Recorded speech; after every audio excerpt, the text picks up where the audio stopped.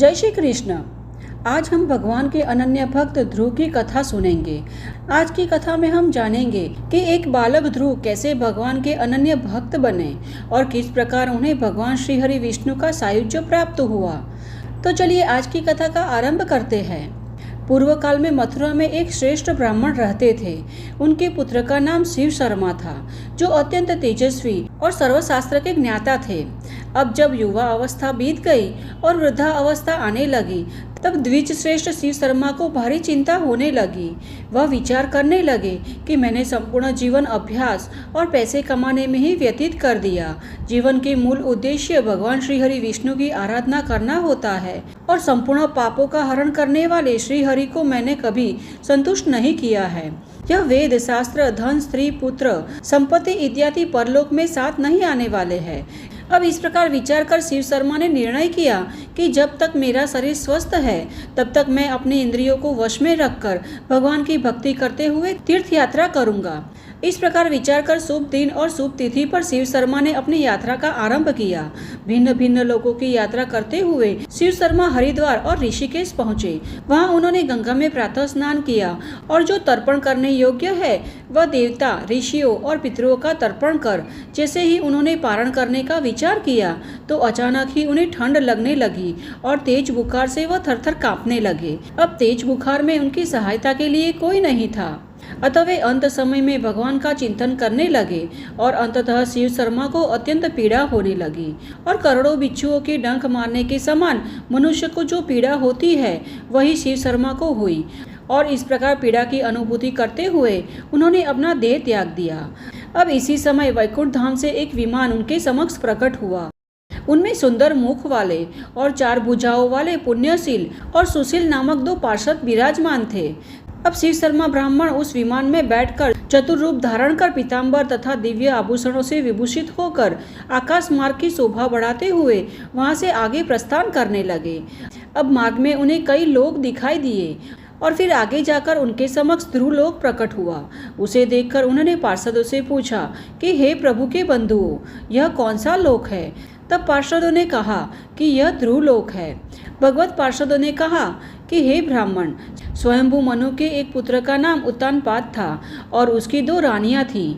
एक का नाम सुरुचि और दूसरी का सुनीति था और उनके 2 पुत्र भी थे।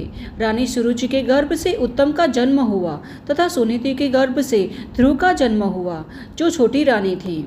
अब एक समय की बात है, जब राजा उत्तानपाद राज्यसभा में बैठे थे, तब सुरुचि ने अपने पुत्र को सुंदर वस्त्र पहनाकर राजा की सेवा में भेज दिया। अब इस समय विनयशील ध्रुव ने भी अन्य बालकों के साथ वहां जाकर महाराज उत्तानपाद के चरणों में प्रणाम किया और सिंहासन पर विराजमान अपने पिता की गोद में बैठे हुए उत्तम को देखा तो बालक स्वभाव के कारण उसने भी अपने पिता की गोद में बैठने की चेष्टा की। तब ध्रुव को अपने पिता के गोद में बैठने के लिए अधीर देखकर सुरुचि ने उसे रोकते हुए कहा, अरे अभागिन के पुत्र, क्या तू महाराज की गोद में बैठना चाहता है? इस सिंहासन पर बैठने के लिए तूने कोई पुण्यकर्म नहीं किए हैं। यदि तुम में कोई गुण होते तो तुम अभागिन के गर्भ से कैसे जन्म लेते? मेरे परम सुंदर पुत्र उत्तम को देखो, उसने सौभाग्यवती स्त्री के गर्भ से जन्म लिया है, इसीलिए वह पृथ्वीपति की गोद में आदरपूर्वक बैठता है। अब राज्यसभा के बीच में सुरुचि के द्वारा इस प्रकार अपमानित होने पर ध्रुव ने धैर्यपूर्वक अपने आंसुओं को रोक लिया और कुछ भी उत्तर नहीं दिया तथा रानी सुरुचि से विभूषित होने के कारण राजा भी मौन रहे। तब कुमार ध्रुव ने राजा को प्रणाम किया और अपने मित्रों के साथ घर लौट आया। सुनीति ने अपने पुत्र का उदास चेहरा देखकर जान लिया कि ध्रुव का अपमान किया गया है। वह बार बार अपने बालक के शीश को चूमती रही और उसे हृदय से लगाकर सांत्वना देती रही और फिर माता सुनीति को एकांत में देखकर बालक ध्रुव रोने लगा और विलाप करने लगा। अब ध्रुव को देखकर माता की आंखों से भी अश्रु बहने लगे। सुनीति ने ध्रुव को समझाया और अपनी साड़ी के पल्लू से ध्रुव का चेहरा पोंछते हुए कहा, तुम्हारे रोने का कारण क्या है, बताओ। महाराज की उपस्थिति में तुम्हारा अपमान किसने किया है? अब माँ के बहुत जोर देने पर ध्रुव ने कहा कि माँ, मैं तुमसे एक बात पूछता हूँ। आप और सुरुचि दोनों ही महाराज की पत्नियाँ हो, फिर भी राजा को मात्र सुरुचि ही क्यों प्रिय है, तुम क्यों नहीं? उत्तम और मैं दोनों ही राजकुमार हैं, फिर सुरुचि का पुत्र उत्तम क्यों श्रेष्ठ है और मैं क्यों निकृष्ट हूँ? राज सिंहासन सिर्फ उत्तम के लिए ही क्यों उपयुक्त है, मेरे लिए क्यों नहीं? अब इस प्रकार ध्रुव की यह बात सुनकर सुनीति ने गहरी सांस ली और कहा, वत्स, सुरुचि ने जो कुछ भी कहा है वह सब सत्य है।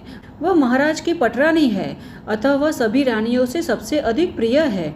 हे तात, उसने पूर्व जन्म में बहुत पुण्य किए हैं। उस पुण्य के प्रभाव से ही राजा सुरुचि से अधिक प्रेम करते हैं। मुझ जैसी अभागी स्त्री के प्रति राजा को ऐसा प्रेम नहीं होता। उत्तम ने भी बहुत पुण्य संचित किया है, इसीलिए उसने उस गुणवती स्त्री के गर्भ से जन्म लिया है और इसीलिए वह राज सिंहासन पर बैठने के योग्य माना जाता है। पुत्र कम तप करने के कारण ही मैं और तुम राजा के पास पहुंचकर भी राजलक्ष्मी के पात्र नहीं बन सके। पुत्र, तुम्हारे पूर्व जन्म के कर्म ही इस मान अपमान का कारण है, अतः तुम इसके लिए शोक मत करो। तब ध्रुव बोला, माता, यदि मैं मनु के कुल में उत्पन्न हुआ हूँ और मैं राजा उत्तानपाद का पुत्र हूँ तथा तुम्हारे गर्भ से मेरा जन्म हुआ है, अतः मेरी बात सुनो। यदि तप ही समस्त समृद्धि का कारण है तो समझ लो कि मैंने वह स्थान प्राप्त कर लिया है जो अब तक अन्य के लिए दुर्लभ था। माता, आप मात्र मुझे तप करने की आज्ञा दे और अपने आशीर्वाद से मेरा उत्साह बढ़ाए। तब सुनीति बोली, राजकुमार, आपकी आयु अभी छोटी है, इसीलिए मैं तुम्हें वन में जाने की आज्ञा देने में असमर्थ हूँ। फिर भी मैं तुम्हें आज्ञा दे रही हूँ। तुम्हारा तपस्या पर जाना किसी तरह से मेरे कठोर प्राण को मेरे कंठ में अटकाए रखेगा। अब इस प्रकार अपनी माता की आज्ञा पाकर ध्रुव ने उनके चरण कमल में शीश नमाया और वहाँ से चल पड़े। जाते समय माता ने ध्रुव को रक्षा का आशीर्वाद भी दिया। अब वह युवा वीर बालक अपना महल छोड़कर वन में चला गया। अब उस समय अनुकूल वायु भी बह रही थी और उसे मार्ग दिखला रही थी। अब आगे बढ़ते हुए वन में ध्रुव ने सप्तऋषियों को देखा। अब देखिए, भाग्य अच्छे और निरपराधी असहाय प्राणी की सदैव सहायता करता है। कहाँ राजकुमार और कहाँ भयंकर वन, किंतु जहाँ भी अच्छा या बुरा भविष्य होता है वह उस व्यक्ति को बांधकर घसीटता हुआ ले ही जाता है।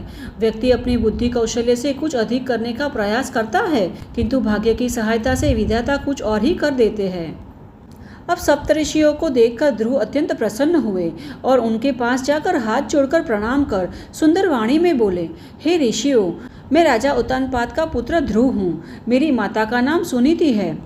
अब उस तेजस्वी बालक को देखकर स्वभावतः अत्यंत गुणवान, सुशील और गंभीर वाणी वाले सप्तऋषियों ने कहा कि बालक, अपने दुख का कारण हमें बताओ। अब उनके प्रेम और स्नेह भरे वचन सुनकर ध्रुव बोले, हे ऋषियों, मेरी माता ने मुझे महाराज की सेवा के लिए भेजा था। जब मैं वहाँ गया और उनकी गोद में बैठने के लिए लालायित हुआ, तब माता सुरुचि ने मेरा बहुत तिरस्कार किया। उन्होंने अपने पुत्र उत्तम को श्रेष्ठ बताया और अपनी प्रशंसा की। तब मेरा और मेरी माता का तिरस्कार किया गया। यही मेरे दुख का कारण है। बालक ध्रुव की यह बात सुनकर सप्तऋषि एक दूसरे की ओर देखकर उसके क्षत्रिय स्वभाव पर चर्चा करने लगे कि अरे देखो, इस छोटे से बालक में भी अपमान सहन करने की शक्ति नहीं है। इस प्रकार बोलते हुए ऋषि ने कहा, वत्स, तुम्हें हमसे क्या काम है? तुम्हारी क्या इच्छा है? तब ध्रुव बोले, हे मुनियों, मेरे सर्वोत्तम भाई जिनका नाम उत्तम है, वे अपने पिता के दिए हुए श्रेष्ठ सिंहासन पर बैठे और मैं आपसे इतनी ही सहायता चाहता हूँ कि मैं बालक हूँ, इसीलिए कोई साधन भक्ति नहीं जानता। अतः कृपा मुझे इसकी शिक्षा दीजिए। मुझे अपने पिता का सिंहासन नहीं चाहिए। मैं तो अपनी भुजाओं के बल से प्राप्त उस उत्तम वस्तु की इच्छा रखता हूँ जो मेरे पिता की भी अपेक्षा से परे है। जो लोग अपने पिता के धन का उपभोग करते हैं वे प्राय प्रसिद्ध नहीं होते। श्रेष्ठ व्यक्ति तो उसे ही मानना चाहिए जो अपने पिता से भी अधिक उन्नत अपने को दर्शाता है। अब ध्रुव के नीतिपूर्ण वचन सुनकर मरीचि आदि ऋषियों ने बारी बारी उससे इस प्रकार कहा। सर्वप्रथम मरीचि बोले, प्रिय वत्स, मैं झूठ नहीं बोल रहा। तुम जिस स्थान को पाने की बात कर रहे हो वह भगवान विष्णु की पूजा के बिना कैसे प्राप्त हो सकता है? अब अत्रि बोले, जिसने भगवान गोविंद के चरण कमलों की मधुरता का स्वाद नहीं किया है वह अकल्पनीय समृद्धि का पद प्राप्त नहीं कर सकता। अंगिरी ने कहा, जो भगवान लक्ष्मीपति के उज्जवल चरण कमलों का भली भांति चिंतन करता है उसके लिए संपूर्ण समृद्धि का स्थान दूर नहीं है। अब पुलस्त्य ने कहा कि जिनके स्मरण मात्र से ही महापातकों की परंपरा सर्वथा नष्ट हो जाती है वह भगवान विष्णु ही सब कुछ देते हैं। उसके पश्चात पुलह बोले कि जो प्रकृति और मनुष्य से परे है, जो परब्रह्म है और जिनकी कृपा से संपूर्ण ब्रह्मांड का विस्तार हुआ है वे भगवान विष्णु ही सब कुछ देंगे। अब कृत बोले, जो यज्ञ पुरुष है वह सर्वत्र व्याप्त है, जो संपूर्ण वेदों से जानने योग्य है और संपूर्ण जगत के अंतरात्मा है। वे भगवान जनार्दन यदि संतुष्ट हो जाए तो क्या नहीं देंगे। उसके पश्चात वशिष्ठ बोले कि हे राजकुमार, जिनकी भुकुटी विलास से अणिमा इत्यादि 8 सिद्धियां आज्ञा अनुसार कार्य करने के लिए विद्यमान है, वे भगवान ऋषिकेश की आराधना करने से मोक्ष दुर्लभ नहीं है।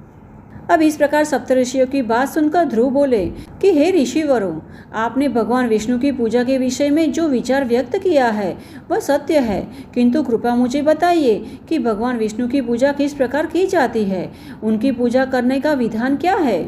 तब ऋषि बोले, हे वत्स, खड़े रहते हुए, चलते हुए, सोते, जागते, बैठते हर समय भगवान नारायण का नाम निरंतर जपना चाहिए। चतुर्भुज भगवान विष्णु का ध्यान करके तथा वासुदेव के द्वादशाक्षर मंत्र ओम नमो भगवते वासुदेवाय का जप करके किसने सिद्धियां प्राप्त नहीं की है।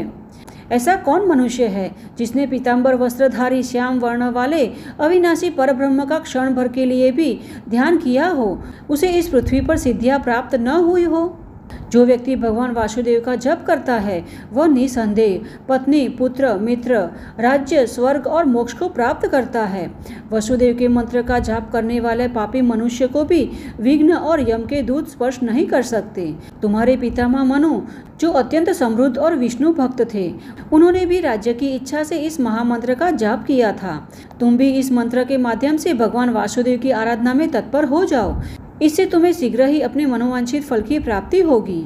अब ऐसा कहकर वे सभी ऋषिगण वहां से अंतर्ध्यान हो गए और इस ओर ध्रुव भी भगवान वासुदेव के ध्यान में मन लगाकर तपस्या करने हेतु वन में आगे चले गए। तो चलिए आज की कथा को हम यहीं पर आराम देते हैं और बालक ध्रुव कैसे भगवान श्री हरि की अनन्य भक्ति प्राप्त करेंगे यह हम देखेंगे हमारी कथा की अगली कड़ी में। तो चलिए ध्रुव महाराज की कथा की अगली कड़ी के साथ फिर से मिलते हैं। तब तक के लिए जय श्री कृष्ण।